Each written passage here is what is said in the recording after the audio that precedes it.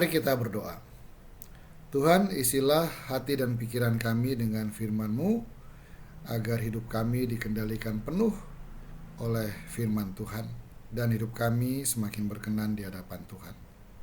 Dalam nama Tuhan Yesus kami berdoa. Amin. Saudara, mari kita baca firman Tuhan dari Injil Matius pasal 16 ayat 21 sampai ayat 23. Demikian firman Tuhan. Sejak waktu itu Yesus mulai menyatakan kepada murid-muridnya bahwa ia harus pergi ke Yerusalem dan menanggung banyak penderitaan dari pihak tua-tua, imam-imam kepala, dan ahli-ahli Taurat, lalu dibunuh dan dibangkitkan pada hari ketiga. Tetapi Petrus menarik Yesus ke samping dan menegur dia. Katanya, "Tuhan, kiranya Allah menjauhkan hal itu. Hal itu sekali-kali takkan menimpa engkau." Maka Yesus berpaling dan berkata kepada Petrus, "Enyahlah iblis, engkau suatu batu sandungan bagiku, sebab engkau bukan memikirkan apa yang dipikirkan Allah, melainkan apa yang dipikirkan manusia." Saudara, bagaimana jadinya kita tidak ditentukan oleh bagaimana pandangan orang tentang kita, melainkan ditentukan oleh apa yang biasa kita pikirkan. Kalau kita biasa berpikir jahat, kita menjadi orang jahat. Kalau kita biasa memikirkan harta benda, kita akan menjadi seorang yang materialistis. Kalau kita biasa memikirkan diri sendiri, kita menjadi manusia egois. Kalau kita biasa memikirkan keburukan orang lain dan aneka keburukan di sekitar kita, kita menjadi pencela dan penggerutu. Sebaliknya, kalau kita biasa memikirkan hal-hal yang rohani, maka kita akan menjadi manusia rohani. Kalau kita biasa berpikir baik, kita menjadi orang baik. Kalau kita biasa memikirkan orang lain, kita menjadi orang yang peduli. Kalau kita biasa memikirkan kebaikan orang lain dan berbagai kebaikan di sekitar kita, kita menjadi orang yang suka menghargai orang lain dan menghargai dunia di sekitar kita. Kalau kita biasa memikirkan kebaikan Tuhan, kita menjadi pribadi yang mudah bersyukur dan tahan uji. Demikian seterusnya. Nah, untuk menjalani hidup yang baik dan benar dengan pikiran yang baik dan benar, kita harus terbiasa menyesuaikan pikiran kita dengan pikiran Allah, karena ialah sumber kebaikan dan kebenaran itu. Injil Matius pasal 16 ayat 21 sampai 23 yang kita baca memperlihatkan bagaimana Petrus berbenturan dengan rencana Allah, karena Petrus tidak memahami apa yang dipikirkan oleh Tuhan Yesus.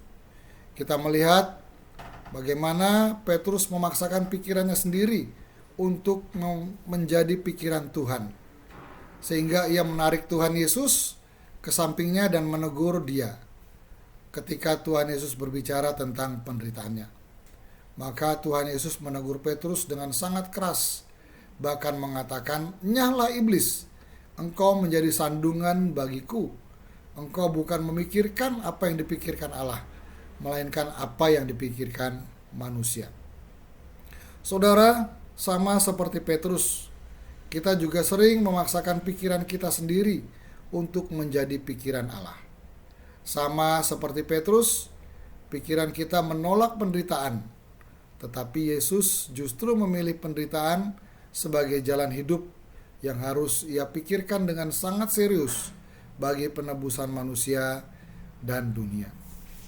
Saudara, bukan Allah yang menyesuaikan pikirannya dengan pikiran kita, tetapi kita yang harus menyesuaikan pikiran kita dengan pikiran Allah. Ketika kita menyesuaikan pikiran kita dengan pikiran Allah, kita harus melewati proses menyangkal pikiran kita, menyalipkan pikiran kita, dan mengikuti pikiran Yesus. Proses membuka diri, menjadikan pikiran Allah mendominasi pikiran kita, sesungguhnya merupakan proses menjadi seperti Kristus.